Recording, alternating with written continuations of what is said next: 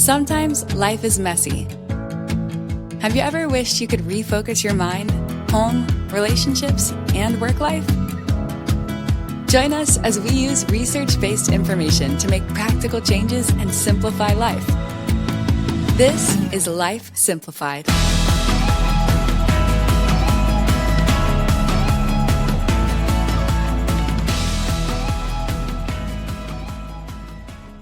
Welcome to Life Simplified. This is Tiffany, and I've been your host all month long. This is our last May episode for Mental Health Awareness Month.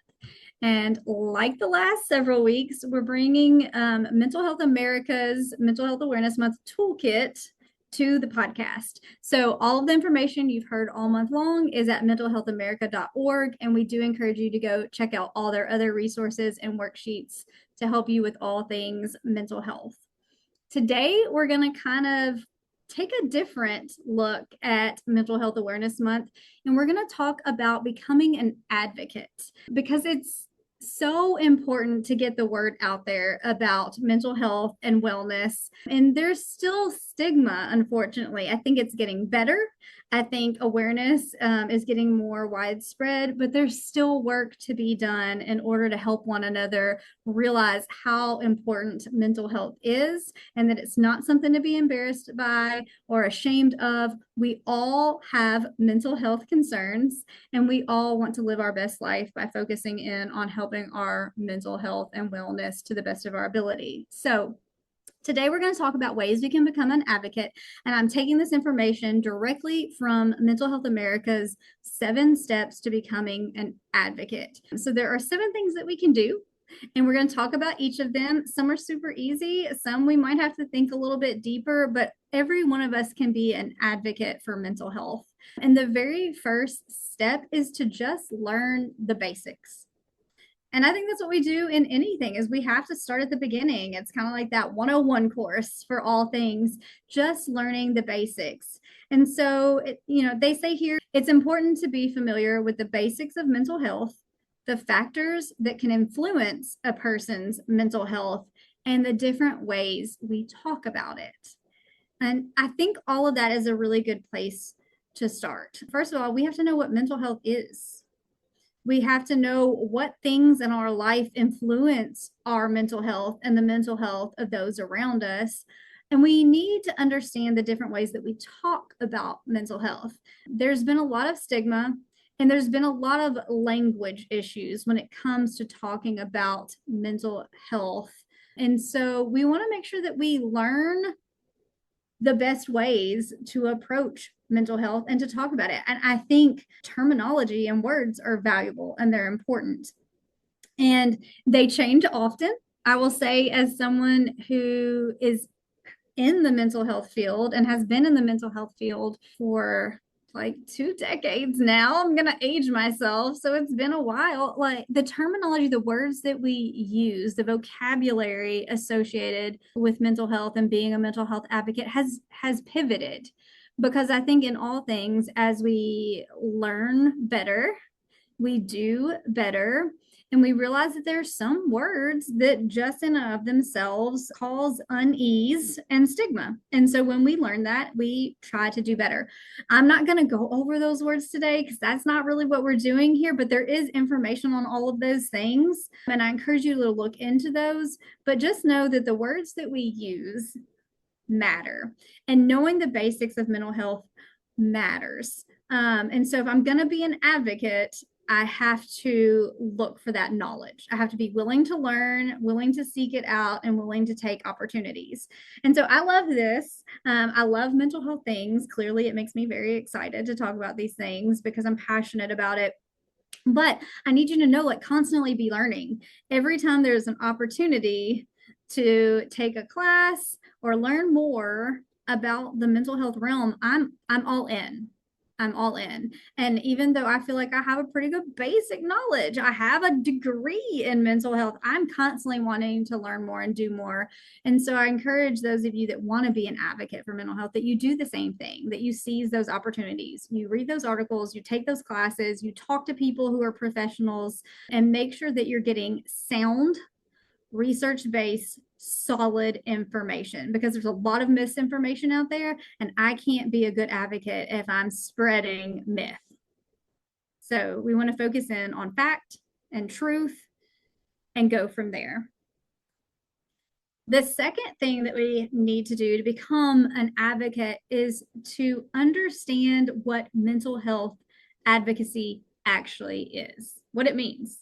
So what does it mean to be an advocate? And so they say here, mental health advocates work to educate other people, provide support, reduce stigma, and promote policies and resources that address the needs of individuals living with mental health conditions.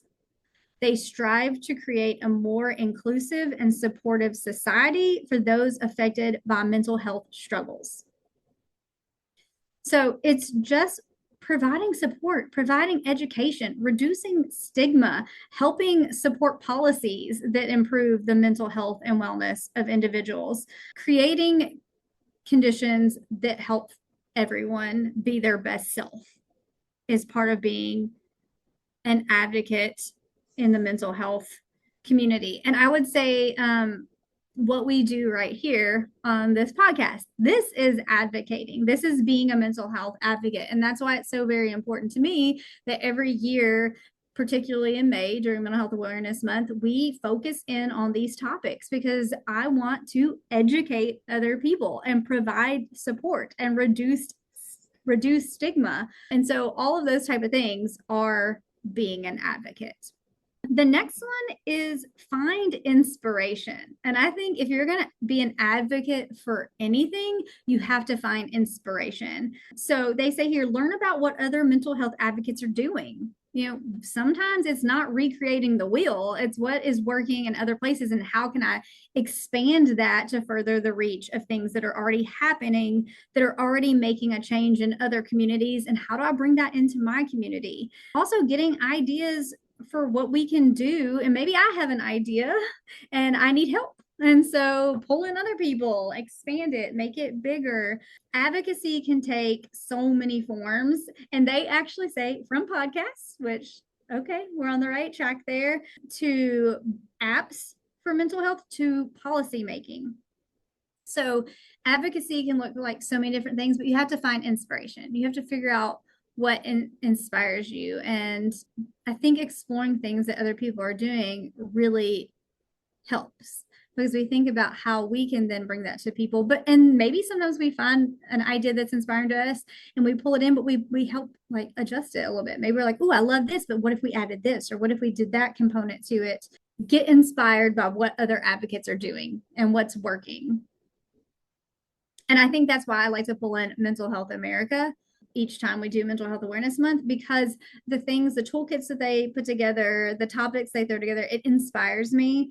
And so it's an easy way for me to say, okay, they're doing this. Let me bring it to our podcast community. Let me share this information and make you all aware of the resources that are out there, the things that you can utilize to help with your mental health. So find inspiration wherever it may be. And then I think this one is what's maybe really difficult for us when we're thinking about being an advocate for anything, is finding our role. Sometimes it can be hard. We feel inspired. We feel like this is something that is of value and worth, but what is my role? How do I plug myself into that advocacy role? And so what they say here is every role is important in creating better communities and systems. Let your unique strengths and interests guide you when you're looking for your place in the mental health movement. So this is all about thinking about the things that you're good at and knowing that there is a place for this in advocacy, because we need everyone. We need the people who feel confident in speaking out. We need the people who want to put together the toolkits and pull in the research and gather it together in a way that makes sense for others. We need the people that are marketing geniuses and know how to get it out to the masses, know how to make a publication or a picture grasp someone's attention, because if we don't get attention, how do we bring awareness if we don't have people? So we need people in all types of roles. So I like that it says think about the things you're good at, but then it does a little like hint. So if you're not sure what you're good at, hint, think about the things that other people come to you for help with. So like if you think about that, what are some things that you all feel like people come to you for help with?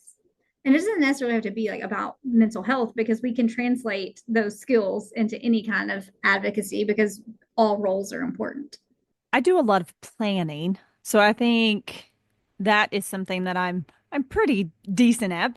I'm not quite as confident in the mental health realm, which I enjoy learning more about it. I want to be an advocate for mental health. We took a mental health break from our Mhm. podcast recording because we were all so overwhelmed. So I think we're on the right track, but I would not feel comfortable being the host of this episode or episodes just because that's not my background, and I would never want to say something that was incorrect. So I think it is important to find your role, and maybe going through and planning out a day or planning out just an activity to do to promote mental health is where I would find my strength. And that's one thing that I have done this month in my office is we've got a mental health display.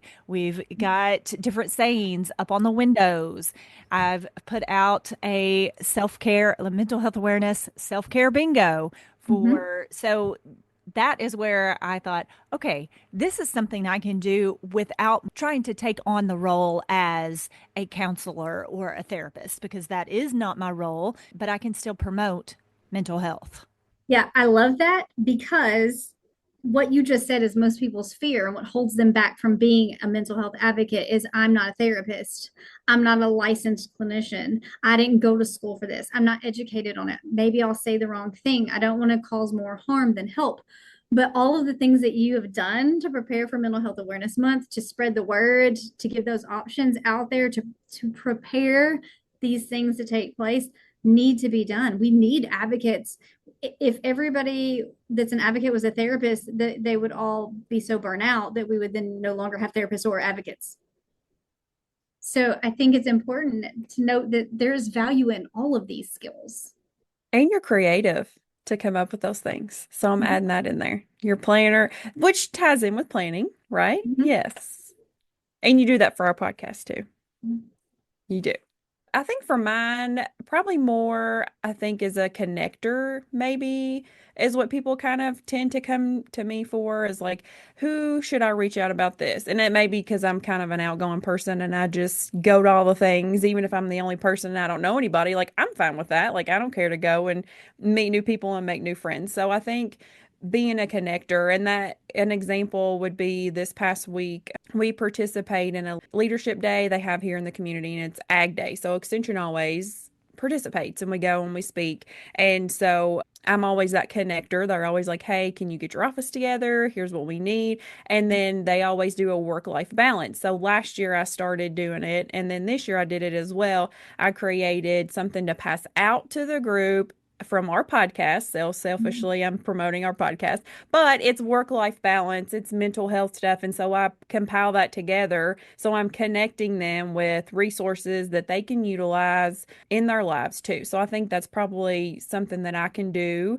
And so I'm going to take Ashley's ideas that she plans up and I'm going to pass them around and connect and do what, take your ideas. This is the perfect example of finding your role and how valuable every role is. Because, yeah, I host the podcast this month and I can talk all day long. I mean, probably so much y'all are like, stop now. That's good. But that is not the only piece. We need the planners, we need the connectors, we need the ideas and the creatives and the go getters and the flexible, like, let's pivot because that didn't work, but this might. And without that, it doesn't matter that I'm talking all day long, because if we're not pulling the people in, if we're not connecting them to the resources, if they don't know it exists, then I'm talking to air and it doesn't matter. So you have a purpose and you have a role. And just like each of us have been able to identify what our role as an advocate is and how we can use our gifts and the things that we are good at to be an advocate, everybody listening to the sound of my voice, hopefully it's a lot of you, has a gift, and you too can be a very pivotal part of being a mental health advocate. So I love that. And I love that you are able to identify that. And I think that that's why this group works so well together, because we do have different gifts and we free each other up to use those gifts the best of our ability without being hindered. So I think that that's beautiful. And I love that. And I think that that will really help our listeners identify how they can be an advocate, whether it's in mental health or advocating for whatever inspires them and they find passion in. Another step for being an advocate is finding your community. And like I said before, you don't have to start from scratch to make an impact.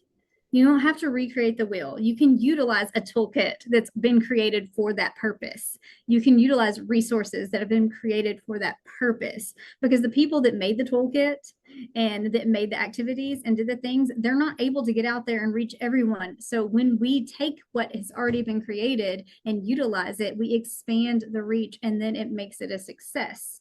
So you don't have to come up with something that didn't already exist. It doesn't have to start from scratch. And they even say in here, many amazing organizations are working to improve mental health and they need your support.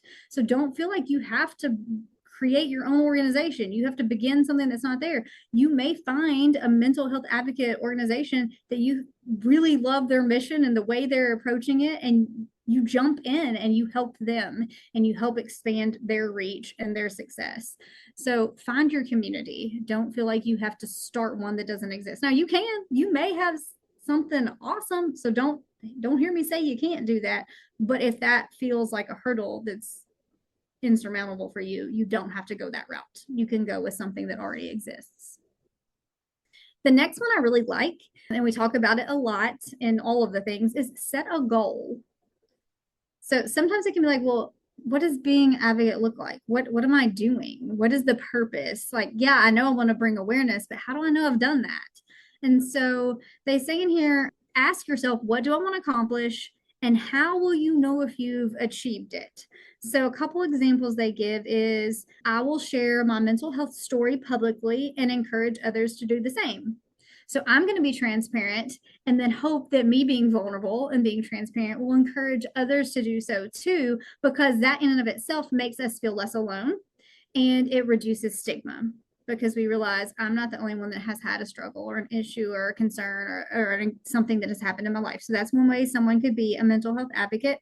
Another one that is totally different route, but still equally as important, is I will raise $100 for a local mental health organization. So maybe I don't have a personal experience. Maybe I've had an experience that was someone else's, but it's not my story to share. So that's not the route that I feel I can go, but I can raise money for more awareness. I can still share. I can hand out publications. I can go to a health fair and give resources and be the connector for all the things. There are things we can do, but set that goal. Set that goal and see what does that look like? What do I want that to be? And then I think it very intuitively goes from setting a goal to take action. So I set a goal, I found my role, I found my community, I've got inspiration, I understand the basics, I understand what being an advocate is. Now I got to do something, right? Because if I just spin my wheels here, then I've not moved forward. So taking action, and it says in here, after exploring what's important to you and how you want to be part of the mental health movement, it's time to make connections. So there you go, Amanda. We're making connections and start doing what feels right for you. So what feels right? And they give us some examples, and I like all of them, so we'll go through them. The first one is volunteering with a mental health organization in your community. So maybe just volunteering at an organization, at an event, seeing what they need. That's part of being an advocate, because we need people. It's hard to get volunteers. And so if you know you're passionate about something, don't wait for them to ask for help. Show up and say, I love your mission. I want to help. Where can you plug me in? And I promise you they will. working for policy changes at your school or place of business. So if you see something that is maybe not helpful for the mental health community or feels like it's a barrier, speaking up and saying, how can we change this? How can we make this more accessible? How can we be more aware of how we can make an impact? Another one could be participating in an event that supports mental health. And this made me think of you, Amanda, when I read through earlier, such as a 5K. Like, you love running. And so literally just doing what you love doing on a Saturday is a way to be a mental health advocate. So if you can participate in things like this, it's a great way to bring awareness and support and raise funds for a cause that you care about. So it could be a 5K. It could be a health fair. It could be Mental Health America's Be Seen in Green. So that brings awareness, because people can ask you, why are you wearing green today? And you can be like, it's Be Seen in Green Day for mental health awareness. But also there are fundraisers that can be attached to Be Seen in Green Day, and you can raise funding for Mental Health America and Mental Health Awareness Month. And so that can be something. We've done Be Seen in Green Day before. We didn't do it this year. Because I'm the one that can talk all day, but I'm not the planner. So it doesn't get done for me, because that's not my strength. But it's something I think is great, and it's a really easy way to make an impact. And so maybe that's something we're going to revisit in the future, but that is something that we can do. Signing up for advocacy alerts from Mental Health America. I didn't know that was a thing until I read this article, but if you explore Mental Health America and that feels like a good fit for you, there are so many other organizations as well, but they have a spot that you can go online and you can sign up for advocacy alerts, and they can actually send you information on how you can be an advocate, how you can connect with them, how you can volunteer, how you can be a part of the movement that they have going on. So that's a really easy way to take action, by contacting your elected officials. I think people forget the value in reaching out to your elected officials. They know they were put in that position by you. They want to serve their people, but they have to know the needs. They have to be made aware. And so contacting them when you know that there is a policy that might need to be implemented or changed, or if there's some barrier that they can make an impact on, reach out to them. That is a way you can take action. And then they say registering for the Mental Health America conference in Washington, D.C., but I would say registering for any mental health related conference or training or informational sessions. Again, going back to that learning the basics, expanding your knowledge, constantly learning more, constantly trying to be a part of the movement and spread that accurate research-based information. So keeping yourself in the know, keeping yourself constantly learning, being a part of it. So I think these are some really cool ways that we can become an advocate. And I know for me, when I hear the word advocate, sometimes I'm like, oh, what, that feels intense. That feels like a lot. That feels like something I can't do. But I don't know for you all, but listening to these 7 things, talking them through, thinking them through, it feels so much more attainable now. Like, this is something that we can do. This is an impact that we can make. We can follow these steps. And again, this worksheet, you can get it, print it out, look at it, see what fits for you. But this makes it almost feel like, oh, okay, I can do that. It's attainable now. So I hope that you will join us and become a mental health advocate. We're going to continue doing what we can do. We're going to continue trying to think outside the box and making an impact and spreading awareness and support in any way that we possibly can. And so we thank you for listening this month. We hope that you've really had some valuable information, you've learned something new, and that you are able to not only take a look at your own mental health wellness and address any issues that may arise for yourself, but also becoming an advocate for others. So this is Life Simplified. We hope you'll join us next month. Thanks for listening to Life Simplified. We are family and consumer sciences agents with the University of Kentucky Cooperative Extension Service. Contact us at lifesimplifiedpodcast@gmail.com.